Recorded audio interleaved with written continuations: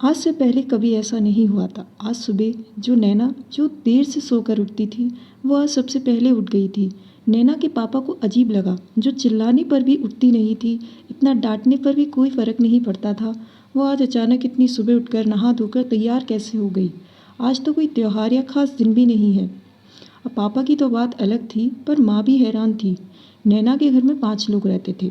उसके पापा, माँ, दादा और उसके बड़े भैया। भैया 16 साल के थे और नैना 13 साल की थी।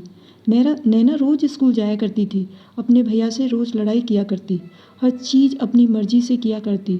जिस चीज़ के लिए माँ पापा मना करते थे, वही करती। वह अपने दादाजी से बहुत प्यार करती थी। स्कूल में दिन के भोजन के बाद कुछ मीठा खाने को मिलता तो वह उसमें से बचाकर अपने दादा के लिए ले आती थी। नैना अपनी माँ से काफ़ी सवाल करती थी, इतना ज़्यादा कि माँ के सिर में दर्द हो जाता था, लेकिन उसे उसके सवालों का जवाब कभी नहीं मिलता। नैना की माँ रोज़ शाम को पूजा करती थी, लेकिन वह नैना को रोज़ शाम को पूजा करने के बाद भोग लगने के बाद भगा देती थी। नैना यही बातें मन में सोचते सोचते स्कूल से घर आ रही थी कि आज वो चुपके से भगवान को भोग लगाते देखेगी। पर आज माँ ने पूजा ही नहीं की, क्योंकि उनका पेट दर्द कर रहा था। नैना ने पूछा कि माँ, आपने आज पूजा क्यों नहीं की? माँ ने बताया कि उनका पेट दर्द हो रहा है, तबीयत ठीक नहीं है, तो वो कुछ दिन तक पूजा नहीं करेंगी। कुछ दिन ऐसे ही बीत गए। चंचल और शैतानी करने वाली नैना शांत रहने लगी। रोज़ स्कूल जाने वाली नैना का आज स्कूल जाने का मन नहीं कर रहा था। नैना का सपना था कि वह बड़ी होकर अफसर बनेगी, पर वो अच्छा महसूस नहीं कर रही थी। ठीक न होने पर भी पापा के डर से इसे स्कूल जाना पड़ा। आज भैया से लड़ाई भी नहीं की। उसकी एक सहेली थी रीता, जो उसी की कक्षा 8 में साथ में ही पढ़ती थी। नैना के सही समय पर स्कूल पहुंचने पर वह बहुत खुश थी, पर नैना आज एकदम उदास थी।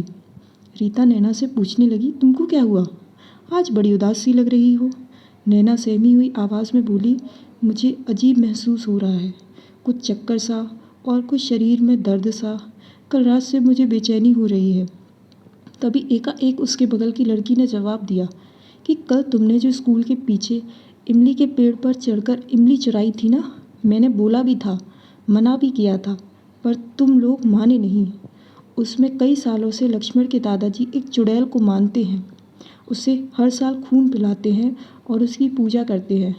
तुमने शायद देखा नहीं था कि वहाँ पेड़ के नीचे लाल और काले रंग की चूड़ी और काला फीता, फूटा हुआ नारियल और बाल के कुछ हिस्से और पुराने जमाने के गहने भी थे। उसकी हाँ में हाँ मिलाते रीता ने जवाब दिया। तभी नैना ने पूछा, अब क्या होगा? बगल की लड़की, जिसका नाम सीमा था, उसने बोला, अब तुमको खून की उल्टी होंगी, खून की पेशाब होगी और ऐसा भी हो सकता है कि तुम्हारे टॉयलेट में भी खून जा सकता है। मेरी माँ और दादी ने मुझे सब बताया हुआ है। मुझे मना किया है, तभी तो मैं आज तक नहीं गई, ना ही जाऊँगी। तुम्हारा तुम जानो, मुझसे तुम बात नहीं करना, ना ही मेरे साथ बैठना। इतना सुनकर नैना रोने लगी। मुश्किल से रीता ने चुप कराया और बोली कि पेड़ वाली बात घर में किसी को नहीं बताना, नहीं तो पापा से मार खाओगी। नैना मन ही मन बेचैन हो रही थी।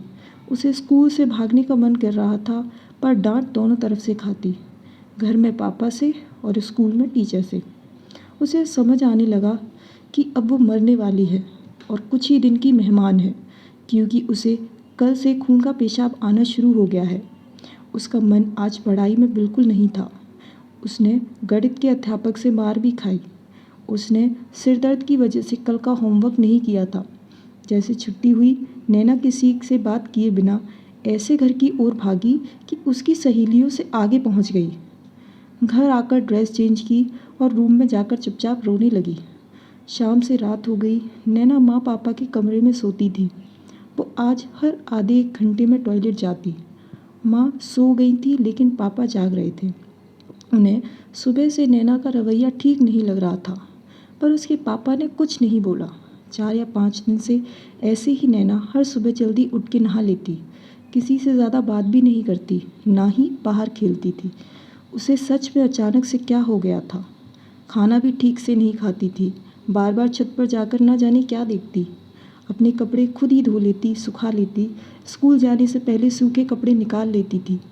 उसकी माँ नैना से पूछती, उससे पहले ही उसके पापा प्रमोद ने उसकी माँ शर्मिला से पूछ लिया कि आजकल इस लड़की का बर्ताव ठीक नहीं है। रात में घोड़े बेचकर सोने वाली लड़की आजकल 10 बार उठती है, कपड़ों को बार बार धोती है। कहीं किसी लड़के का चक्कर तो नहीं है? माँ ने घबराते हुए नहीं जी, मैं जवाब दिया। पापा ने एक दो बार दीवार के पीछे नज़र दौड़ाई। एक दुपट्टा और उनका नया टॉवल तौलिया जो कहीं खो गया था, उसी टॉवल के 2 टुकड़े सूखे हुए नजर आए। उसके सिवा वहाँ कुछ भी नहीं था। पापा नींद में थे, उन कपड़ों पर ज़्यादा गौर नहीं किया। माँ ने आज सुबह नैना से पूछ ही लिया कि आखिर तुम्हें क्या हुआ है जो ऐसे कर रही हो? रात को सोती नहीं हो, सुबह जल्दी उठ जाती हो, क्या बात है? बताओ नैना। डरते हुए चुप ही रही। तभी पापा ने डांटते हुए पूछा, तो वह भरी हुई आवाज़ में बोली कि मैं ज़्यादा दिन तक जिंदा नहीं रह पाऊंगी, मैं कुछ ही दिन में मर जाऊंगी। माँ और पापा हैरान थे कि लड़की क्या बोल रही है। पापा ने डांटते हुए क्या बोला हुआ है, साफ साफ बताओ। रोते हुए नैना ने बताया कि मैं 5 दिन पहले स्कूल के पीछे जो पुरानी इमली का पेड़ है, उस पर चढ़कर इमली चुरा कर खाई थी, जिस पेड़ को मेरे सहपाठी लक्ष्मण के दादाजी चुड़ैल मानते हैं और पूजा करते हैं। मेरे स्कूल के सभी बच्चे जानते हैं कि उस पेड़ में भूत है जो खून पीती है। उन्होंने ही बताया कि इस पेड़ की इमली को खाने से लोगों को खून की उल्टी, खून का पेशाब हो सकता है और वो इंसान मर जाता है। मैंने उसी पेड़ की इमली खाई है, मैं भी ज़्यादा दिन तक जिंदा नहीं रहूँगी। उसकी ऐसी बातों को सुनकर माँ पापा हैरान थे। तभी माँ ने नैना को पूछा कि तुमको क्या हुआ है? नैना सिसकते हुए बोली कि मुझे भी खून का पेशाब आ रहा है। लगता है मेरा बड़ा होकर अफसर बनने का सपना कभी पूरा नहीं होगा। तभी माँ पापा एक दूसरे को हैरत से देखते हैं। उनको समझ आ गया था कि काश हम पहले ही नैना के सवालों का जवाब दे देते तो ये नौबत नहीं आती। माँ नैना को कस के गले लगा लेती है और अपने रूम में लेके जाती है और आराम से बैठा देती है। तब प्यार से उसके हाथों को अपने हाथ में लेकर समझाती है कि ये जो तुमको खून में पेशाब आना शुरू हुआ है ना, वो किसी इमली के पेड़ पर चढ़ने से नहीं हुआ है। वो तो बस अंधविश्वास है, लोगों द्वारा बनाई गई कहानी है, ताकि लोग डर से उनकी चीज़ों को नुकसान ना पहुंचाएं, ना तोड़कर खा सकें।